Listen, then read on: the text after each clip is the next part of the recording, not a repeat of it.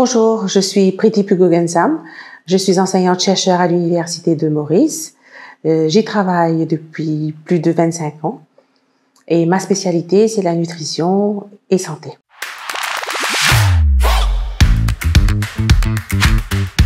Aujourd'hui, je dirais plus un phénomène de sociabilité alimentaire parce que c'est disponible à tous les coins de rue.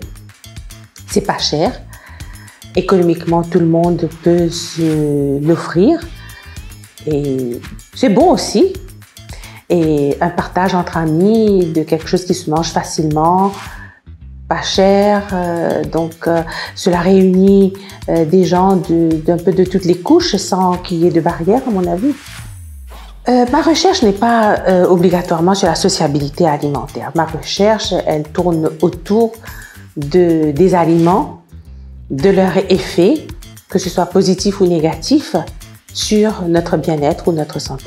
Donc, je travaille sur des choses qui sont bien pour la santé, tout comme je travaille sur des choses qui, en excès, pourraient être nocifs à la santé. Un dal pourri en lui-même est un aliment qui est très bien. Comment? Parce que les ingrédients qu'on y met sont des ingrédients qui sont de bonne qualité, qui sont... on associe, disons, les féculents, la farine et aussi le dal qui est des grains qui sont riches en protéines. Et on mange les dal pourris avec d'autres aliments. On mange rarement les dal pourris tout seul. Le mélange des cultures. Bon, le dal pourri, évidemment, mais on mange le dal pourri avec un bon rougail, avec des breads.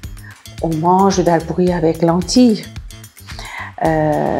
Et divers légumes qui sont quand même très, je crois, présents dans les assiettes mauriciennes.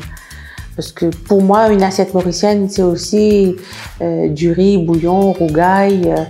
Mais on peut ne pas manger le riz, mais manger le bouillon et le rougail avec un dal pourri. Au final, le dal pourri, c'est un farata, c'est du pain.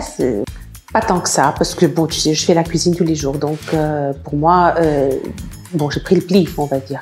Je peux faire des dal pourris. Cela demande plus de temps, d'investissement, je dirais, en termes de temps et de labeur, qu'un farata ou qu'un roti ou qu'un chapati. Mais c'est pour ça qu'on ne le fait pas souvent. Mais c'est pas si difficile que ça. Chez les enfants, j'ai malheureusement pas pu vraiment transmettre parce que je leur ai pas appris vraiment à faire les dal pourris. Je leur ai fait manger par contre, évidemment, mais disons qu'il n'y a pas vraiment eu l'intérêt et c'est peut-être pas encore le moment pour eux et elles de commencer à préparer les dal pourris. Ce qui m'a plu beaucoup dans cette résidence, c'est la volonté d'intégrer les différents plats mauriciens, de les comparer avec ce qu'on avait à l'île de la Réunion et d'essayer d'en faire quelque chose de nouveau, d'innover et pour correspondre à quelque chose qui pourrait être mieux pour la santé de certaines personnes qui pourraient avoir par exemple des allergies au gluten.